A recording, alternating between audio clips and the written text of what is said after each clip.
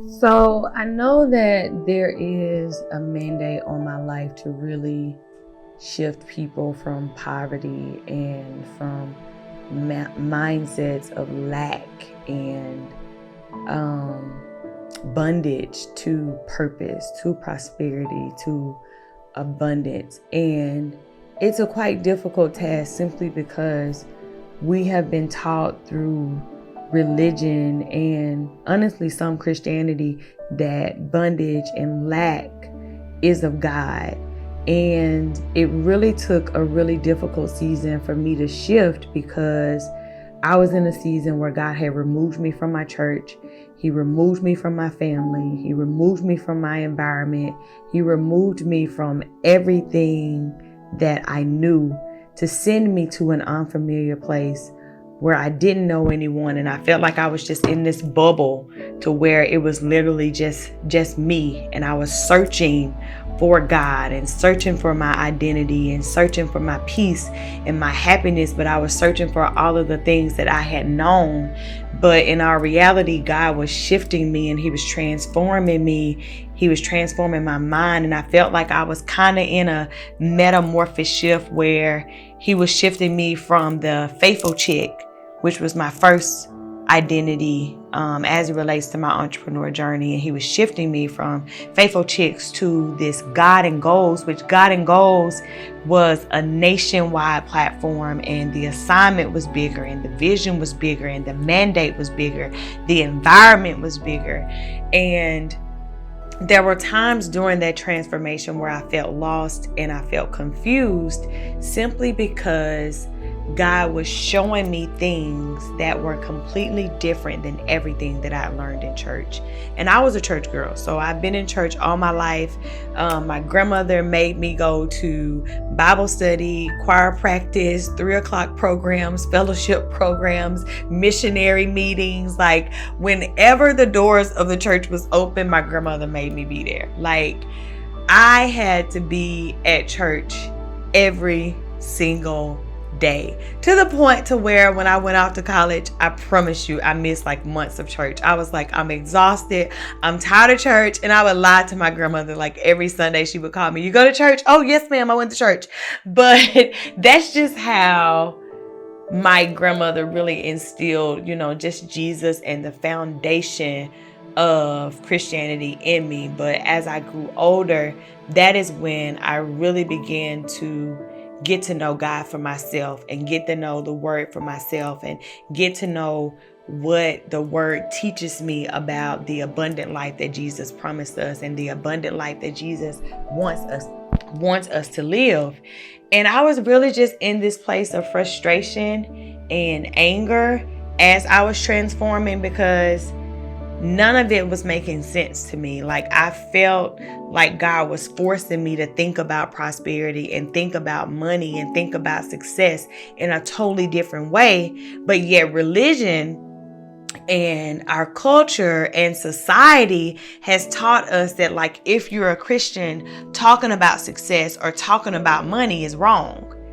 It has made us feel like we should be okay in bondage, and it's kind of a sin when you talk about money and when you talk about success and when you talk about the dollar sign. But in our reality, God showed me through that season of transformation that He wants us to get comfortable talking about finances and talking about wealth because He wants us to have it. And not only that, but there's a mandate on us to create generational wealth for our families. So if God doesn't want us to talk about wealth or create wealth, why did He give us witty inventions? Why does He say that our gifts make room for us? Why does He say He wants us to prosper and be in good health?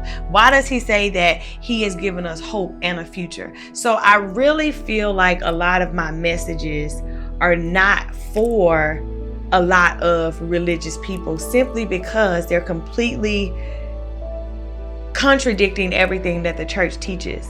And I just really got to this place to where I really did not go to church for about 2 years. And a part of me felt abandoned, a part of me felt alone, but then a part of me felt renewed and transformed at the same time, because God separated me from the church to find Him. I had to separate myself from religion to find God. And during that season, God showed me His plans, His work, and how He wants us to prosper and live.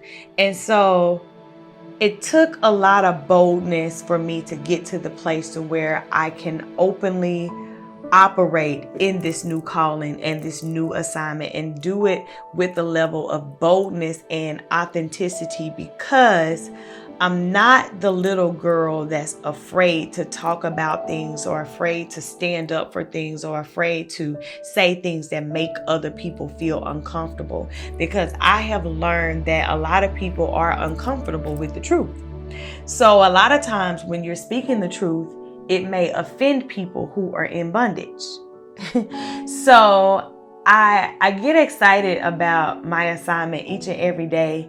I'm excited about the women that God has assigned me to pour into, and assigned me to coach through my coaching program, and assigned me to really shift the trajectory of their lives, because those are the people who are going to experience their transformation. And I'm realizing day by day that when I was in that season of uncomfortableness, I had to experience that so that I can be positioned to position and help other people. So I'm just excited about this season that I'm in. I'm excited about the new identity in which God has birthed me into. I'm excited about all of the families and all of the women and the men who are going to be transformed because of my obedience. And I want to show people that they have to take the limits off God. So often we feel like, well, if we're, fruitful in our career, then our marriage is struggling. If we have a good marriage, then the children are struggling. If we have good children, then the husband is struggling. Or if we are doing really good at home, then the business is struggling. And I want to be the woman that shows other women what Proverbs 31 looks like, what it looks like to be successful as a wife, successful as an entrepreneur, having multiple streams of income, being successful as a mom, because it's important for us to create a new identity. Ever since, the beginning of our evolution, God created us to be the head and not the tail, above and not beneath. And He wants us to be lenders and not borrowers. So why is it that all of us, or so many of us, are afraid to birth into that identity of power and dominion, and the unstoppable mind frame of winning in every entity of our lives? And so I'm just really excited, and I'm thankful and I'm grateful. But I do want to say this: the task that is ahead of me, and the task that I'm currently operating in this very moment, is not an easy one. And it's not an easy one simply because people have been positioned to have these mindsets of bondage and lack and poverty for 10, 20, 30 plus years. So it's very difficult for some people to hear a 35-year-old woman tell, someone that their identity in Christ is not what it should be, because He wants us to be powerful and He wants us to be successful. But then again, on the other hand, I mentor and coach women who are a lot older than me. My oldest client, I think, is 68.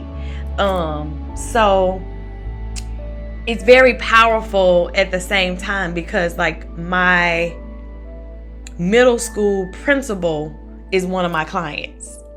So it's just a reminder that no matter how small or how young you feel like you are to handle the mandate of such an assignment, there are women and men who were called to you, and that is the most fulfilling part of it. I get excited about working with my family every day. I get excited about my daughter, who I'm showing that she doesn't have to go to college to get a degree and then get a job to pay for her degree and commit 40 years on a job just so she can get 401k. Like, it's just a blessing that God really transformed my thinking at such a young age to where I'm able to care for my family. I'm able to position my family. I'm able to position my daughter and generations to come. I'm able to position my mother.